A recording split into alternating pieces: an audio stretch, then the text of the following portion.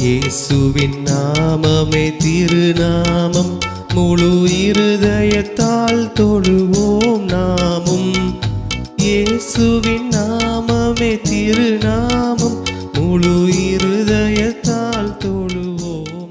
எனக்கன்பான சகோதர சகோதரிகளுக்கு ஆண்டவராகிய இயேசு கிறிஸ்துவின் இனிய நாமத்தினால் வாழ்த்துதலையும் வணக்கத்தையும் தெரிவித்துக் கொள்கிறேன். காலைதோறும் கர்த்தருடைய வார்த்தை என்ற தலைப்பில் வேத வசனங்களை நாம் தியானித்து வருகிறோம். நேற்றைய தினத்தில் கர்த்தர் உன்மேல் பிரியமாய் இருப்பார் என்று நாம் வாசித்தோம். இன்றைய தினத்தில் கர்த்தர் நம்மேல் பிரியமாய் இருந்தால், என்னாகும் 14ஆம் அதிகாரம் 8ஆம் வசனம், கர்த்தர் நம்மேல் பிரியமாய் இருந்தால் அந்த தேசத்திலே நம்மை கொண்டு போய் பாலும் தேனும் ஓடுகிற அந்த தேசத்தை நமக்கு கொடுப்பார். கர்த்தர் நம்மேல் பிரியமாய் இருக்க வேண்டும். கர்த்தர் நம்மேல் பிரியமாய் இருக்க வேண்டுமென்றால் நம்முடைய வழிகள் கர்த்தருக்கு பிரியமாய் இருக்க வேண்டும். வழிகள் கர்த்தருக்கு பிரியமாய் இருந்தால் அவனுடைய சத்துருக்களும் அவனோடு கூட சமாதானமாய் இருக்கும்படி செய்வார் என்று சாலமோன் நீதிமொழிகள் 16:7 குறிப்பிட்டுள்ளார். சங்கீதம் 18:19 தாவீது இவ்வாறாக பாடுகிறார். என் ஆபத்தின் நாளில் எனக்கு எதிரிட்டு வந்தார்கள், கர்த்தரோ எனக்கு ஆதரவாயிருந்தார். அவர் விசாலமான இடத்தில் என்னை கொண்டு வந்து என்மேல் பிரியமாய் இருந்தபடியினால் என்னை தப்புவித்தார் என்று கர்த்தர் தாவீதை அவருடைய சத்துருக்களிலிருந்து விடுவித்தார். ஆதரவாய் இருந்து விசாலமான இடத்திலே கொண்டு வந்தார். தாவீதை அவர் சத்துருக்கள் நெருக்கும் போது எங்கும் போக முடியவில்லை. தன்னுடைய சரீரத்தை கூட அசைக்க முடியாத சூழ்நிலையில் இருந்தார். அப்படிப்பட்ட நெருக்கத்தில் இருந்தவரை விசாலமான இடத்திற்கு கொண்டு வந்திருக்கிறார். கர்த்தர் தாவீது மேல் பிரியமாயிருந்தார்.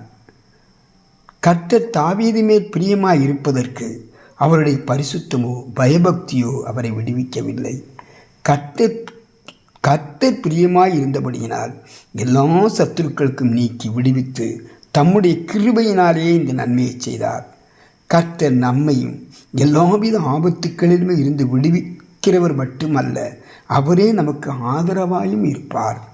தானியேல் புத்தகத்தில் 9:23 இவ்வாறாக நாம் வாசிக்கின்றோம். நீ மிகவும் பிரியமானவன், ஆதலால் நீ வேண்டிக் கொள்ள தொடங்கின போதே கட்டளை வெளிப்பட்டது. நான் அதை அறிவிக்க வந்தேன். இப்போதும் சொல்லுகிற வார்த்தையை நீ கவனித்து கேட்டு தரிசனத்தை அறிந்து கொள். தானியேலுக்கு ஆண்டவர் சொல்கிறார், நீ வேண்டிக் கொள்வதற்கு தொடங்கின போதே கட்டளை வெளிப்பட்டது என்று. அதுபோல கர்த்தர் நம்மேல் பிரியமாய் இருந்தால் நாம் வேண்டிக் கொள்வதற்கு முன்னமே நமக்கு பதில் கொடுக்க வல்லவராயிருக்கிறார். பிதாவாகிய தேவன் கிறிஸ்துவின் மேல் பிரியமாய் இருந்தபடியினால் தம்முடைய குமாரனாகிய இயேசு கிறிஸ்துவை தாங்கி ஆதரித்தார். ஏசாயா 42ஆம் அதிகாரம் 1-2 ஏசாயா தீர்க்கதரிசி இவ்விதமாய் சொல்லுகிறார், இதோ நான் ஆதரிக்கிற என் தாசன், நான் தெரிந்து கொண்டவரும் என் ஆத்துமாவுக்கு பிரியமானவரும் இவரே. என் ஆவியை அவர் மேல் அமரப் பண்ணுவேன். அவர் புறஜாதிகளுக்கு நியாயத்தை வெளிப்படுத்துவார். அவர் கூக்குரலிடவும் மாட்டார், தம்முடைய சத்தத்தை உயர்த்தவும் அதை வீதியிலே கேட்கவும் பண்ண மாட்டார். அல்லேலூயா. நாமும் அவருக்கு பிரியமாயிருக்க வாஞ்சிப்போம். அல்லேலூயா. பரிசுத்தமுள்ள நல்ல பிதாவே, உம்முடைய கற்பனைகளை கைக்கொண்டு உமக்கு பிரியமாயிருக்க எங்களுக்கு கிருபை தாங்க. துதி கன மகிமையாகவும் உமக்கு ஏறளிக்கிறோம். இயேசுவின் நாமத்தில் பிதாவே, ஆமென்.